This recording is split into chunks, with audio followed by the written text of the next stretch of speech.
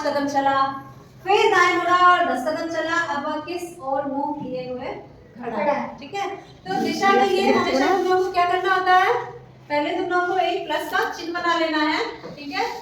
और दिशाएं लिखे दी है, ऊपर कौन सा दिशा, नीचे दक्षिण, दाहिने पूर्व, बाएं पश्चिम, और आदमी कहाँ है, बीच में, ठीक है। अब यहाँ से आदमी चलेगा उत्तर की ओर 10 कदम, मान लो यहाँ 10 कदम हो गया, ठीक है। उसके बाद फिर वो दाएं मुड़ा, कहाँ मुड़ा, दाएं जाएगा तो किस दिशा में जाएगा, पूर्व। तो दाएं जाके ये 5 कदम, ठीक है।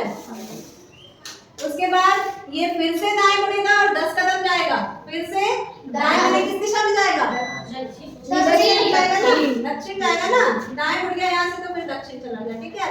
तो ये फिर 10 कदम यहाँ भी चला, ठीक। अब वह किस दिशा की ओर मुंह किए खड़ा है, क्योंकि इसके बाद का कोई इंस्ट्रक्शन नहीं दिया गया है, तो ये दक्षिणी की तरफ मुंह करके खड़ा है, किस तरफ, दक्षिण। समझ आया। अभी उसको ये नहीं कहा गया कि फिर दाएं मुड़ना है या बाएं मुड़ना है ना, इसीलिए वो लास्ट जिस दिशा में मुड़ा था उसी तरफ मुंह करके वो खड़ा है, ठीक है। तो दिशा वाले क्वेश्चन हमेशा ये सबसे पहले ये प्लस बना के उत्तर दक्षिण पूर्व पश्चिम लिख के, और जो व्यक्ति उसमें बताया गया उसको बीच में रखना है, तब शुरू करना है, ठीक है। और बाएं और दाहिने का ध्यान रखना है, समझ आ रहा है। और ये कदम या मीटर जो भी दूरी दी गई हो उसको भी लिखते जाना है, क्योंकि उससे आपको पता चलेगा कि ये 10 है और ये भी 10 है, तो ये आयत बना रहा है, क्या बना रहा है, आयत। तो इससे अंदाजा ये हो जाएगा कि लास्ट में वो व्यक्ति किस बिंदु पे पहुंचेगा, समझ आया। अगला क्वेश्चन है, एक वर्ग और आयत का क्षेत्रफल समान है। हमको एक वर्ग दिया है और एक आयत दिया है, दोनों का क्षेत्रफल बराबर है, ठीक है। वर्ग की प्रत्येक भुजा 12 सेंटीमीटर की है और आयत की खाली लंबाई दी है जो 16 सेंटीमीटर है, ठीक है। तो आपको निकालना है आयत की चौड़ाई। कैसे करेंगे, देखो हम पहले एक वर्ग बना लेते हैं और उसके बाद एक आयत बना लेते हैं। वर्ग की क्या विशेषता होती है, बराबर होती है। तो मान लो ये हमने एक वर्ग बना दिया, ठीक है। और क्वेश्चन में कितना दिया है, वर्ग का भुजा का माप कितना है, 12 सेंटीमीटर, यानी कि ये भी 12 सेंटीमीटर रहेगा, ये भी 12 और ये भी 12, और ये क्या है, एक वर्ग। क्या है ये, वर्ग। दूसरी जो आकृति हमको दी है एक आयत है, आयत में जो लंबी भुजा होती है वो क्या कहलाती है, लंबाई। क्या कहलाती है, लंबाई। और जो छोटी भुजा है वो क्या कहलाती है, ये है चौड़ाई। तो हमारी लंबाई कितनी दी है, 16 सेंटीमीटर। चौड़ाई क्या दी है, नहीं दी है। चौड़ाई को हमें निकालना है। पहली शर्त ये है कि इस वर्ग का क्षेत्रफल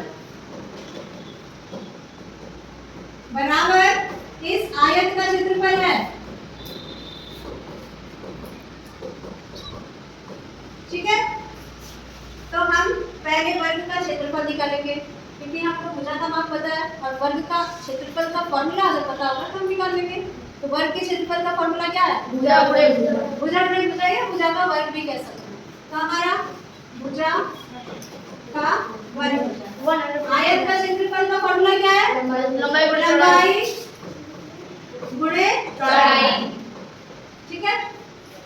भुजा है 12 का वर्ग करेंगे और यहाँ लंबाई की जगह 16 लिख देंगे और चौड़ाई की जगह हम क्वेश्चन मार्क लगाते हैं, या फिर हम चौड़ाई की जगह एक से हम डी कहते हैं, एक संकेत रख देते हैं जिसको हम डी कहते हैं। ब्रेथ चौड़ाई के लिए यूज होता है, ठीक है। एल होता है लंबाई के लिए। अब हम क्या करेंगे, 12 का वर्ग करेंगे, कितना होता है, 144 बराबर होना चाहिए 16 गुणा बी के। तो बी कैसे निकलेगा, बी कैसे निकलेगा, 144 को डिवाइड करें किससे, 16 से। ये वाला जो पद है ये बराबर के चिन्ह के बाएं चला जाएगा, तो ये यहाँ गुणा था यहाँ भाग में, ठीक है। यहाँ गुणा में था यहाँ भाग में बदल जाएगा, तो ये हो जाएगा 144/16 इक्वल टू बी। तो अगर बी क्या निकला, 16 से 140 को काट दिया,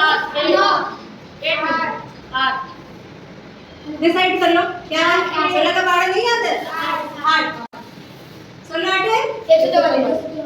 बड़ी मार खाओगे तुम लोग। 16 8 28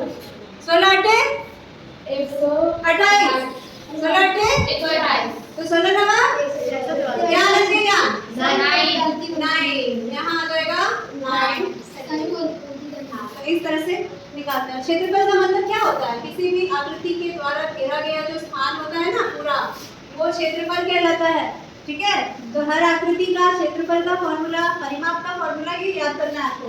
परिमाप क्या होता है, आकृति की जिस लाइन से वो आकृति बनी है उस लाइन की पूरी लंबाई मिला के वो उस आकृति की परिमाप कहलाती है। क्या कहलाती है, परिमाप।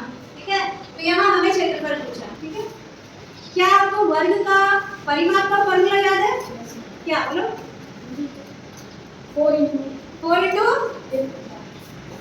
का परिमाप है 4a, क्योंकि इसमें 4a है, यानी 4 समान भुजाएं हैं। समान भुजाओं को हम a से प्रदर्शित करते हैं अगर, तो उसको 4a बोलेंगे, 4 गुना a। और आयत का परिमाप क्या होता है, 2 इंटू लंबाई प्लस चौड़ाई। हाँ वेरी गुड, 2 गुना लंबाई प्लस चौड़ाई। ठीक है, क्योंकि इसमें 2 चौड़ाई है और 2 लंबाई है, समझ आ रहा है। तो 2 लंबाई जोड़ेंगे 2 चौड़ाई जोड़ेंगे तो हमारा आयत का परिमाप निकल जाएगा। कुछ क्वेश्चन परिमाप पर भी आधारित होते हैं, उसके लिए परिमाप का फॉर्मूला भी याद करना जरूरी है। ठीक है, अब हम बोलते जाएंगे तो लोग आंसर देते जाना। ठीक है, स्टार्ट कर दिए। वृत्त के क्षेत्रफल का क्या फॉर्मूला है, पाई आर स्क्वायर।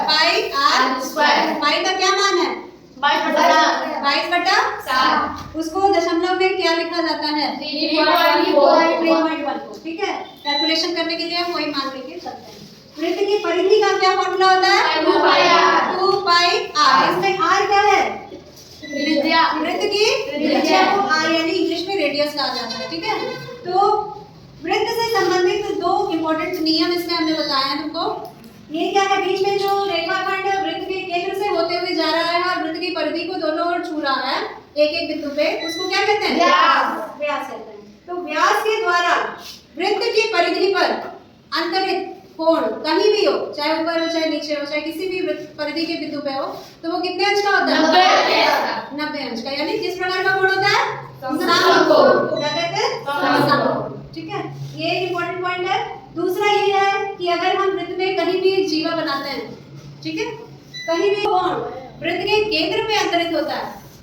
ठीक है, इधर वृत्त के केंद्र पे जो कोण अंतरित होता है, अगर हम उसकी तुलना करें वृत्त की परिधि के किसी बिंदु पे अंतरित कोण से, तो उन दोनों में आपस में एक संबंध होता है। क्या संबंध होता है, जो कोण परिधि पे बना है एक जीवा से, वो कोण उसी वृत्त की उसी जीवा से केंद्र पे बने कोण का आधा होगा।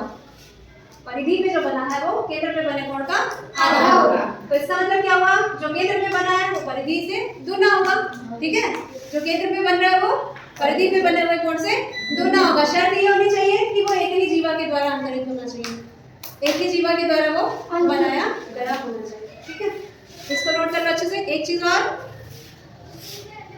वृत्त की सबसे लंबी जीवा का नाम क्या है, व्यास। क्या है, व्यास। ठीक।